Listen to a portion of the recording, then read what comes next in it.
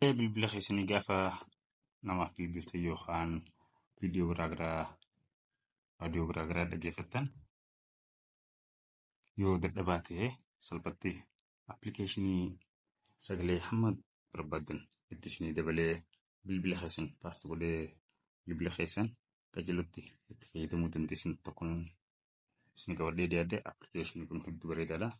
Haala itti appilikeeshinii kana argattanis duraan dursee bilbila keenya Google Chrome keessa dhufnee iddoo sarchi baaringii kanarratti egaa find job 25.com jennee erga barreessinee sarchi godhannaa. Haala kanaan erga haala kanaan nu dhufe egaa weebsaayitiin kun yeroo tokko argattuinaa weebsaayitii kana haala kanaan egaa gizee nu dhufe iddoo sarchi baaringii kanarratti egaa maal jennee barreessinaa spellingii BTT jennee barreessinaa ergasii sarchi irra godhannaa.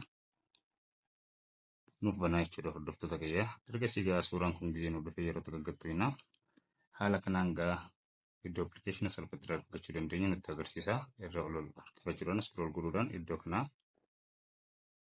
haala kanaan tuquudhaan argachuu dandeenya. Tole egaa hordoftoota haala kanaan egaa hamma barbaadan dabaltanii hamma barbaadan bilbila keessan sagalee isaa itti hir'isuudhaaf dandeessu waan ta'eef egaa kanaafuu itti fayyadamaadha. Namoonni baay'een isa irraa fayyadamu immoo like favorite copy link godhuun dagatinaa turtii gaarii.